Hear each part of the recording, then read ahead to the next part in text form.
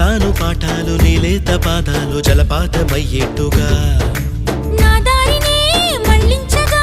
నీకెందుకు అంత పంతం మంచేతిలో ఉంటే కదా ప్రేమించడం మానటం